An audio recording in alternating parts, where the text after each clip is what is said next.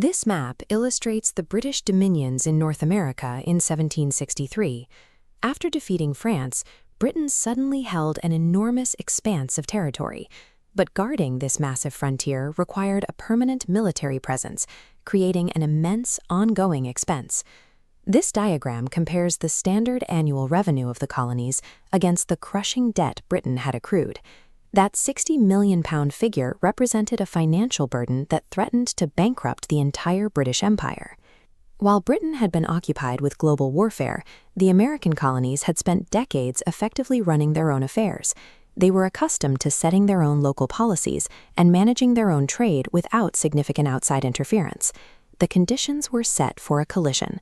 A debt-ridden empire was about to impose sudden, top-down financial demands on a population that had grown entirely accustomed to self-governance.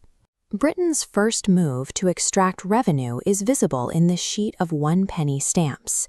Parliament began forcing colonists to pay direct duties. The handwritten legal notations below underscore the strict bureaucratic control required. Almost every colonial document now needed an official British stamp.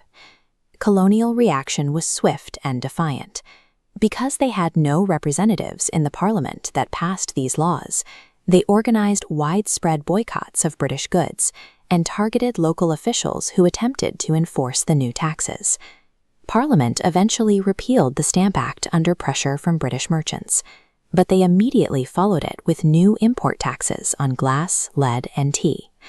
This move was intended to prove that London still held ultimate authority over the colonies. To assert control and suppress the growing protests, Britain deployed thousands of armed troops directly into the center of Boston. The military occupation reached a breaking point on March 5th. What began as civilians heckling a British guard escalated into a mob throwing rocks and oyster shells, leading panicked soldiers to fire into the crowd, killing 5 people. The colonists retaliated by targeting the remaining tax on tea. In late 1773, a group of patriots boarded British merchant ships in Boston Harbor and destroyed nearly 10,000 pounds worth of tea by dumping it into the water. The feedback loop was now self-sustaining. Every time Britain attempted to forcefully restore order, the effort only served to further radicalize the population and unify the individual colonies against the crown. Britain responded to the destroyed tea by revoking Massachusetts' charter. They dissolved the assembly and placed Boston under direct military rule. The other colonies coordinated a response by convening the First Continental Congress. They advised local militias to begin stockpiling weapons and preparing for potential conflict at a moment's notice. The flashpoint occurred at Lexington and Concord. British troops marched in the middle of the night to seize rebel munitions, but they were met by local Minutemen who had been warned of their approach. The engagement was a shock to the British command.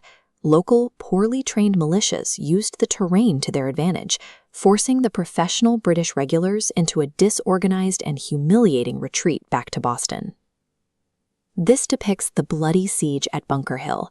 The two sides engaged in intimate, hand-to-hand combat that signaled the end of simple political protest.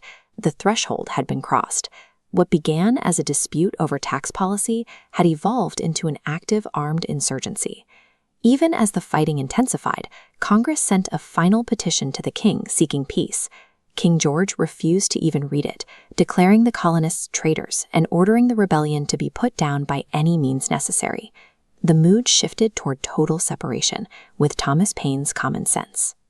This pamphlet argued it was illogical for a continent to be governed by an island.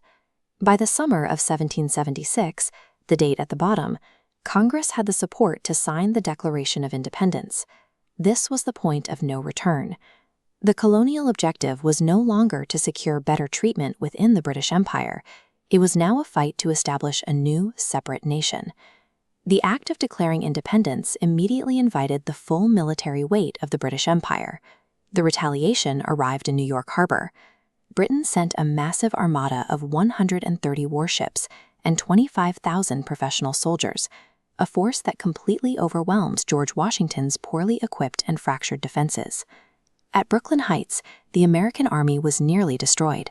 The British used a decoy to pin Washington's troops in place, while their main force outflanked them from the rear, inflicting heavy casualties and trapping the survivors against the river. Only a sudden change in weather allowed Washington to save the army. Under the cover of a thick fog, he evacuated his remaining troops across the river in the middle of the night, narrowly escaping total surrender. The ideals of the Revolution had met a harsh reality. The new United States was no longer fighting for its independence. It was fighting just to survive.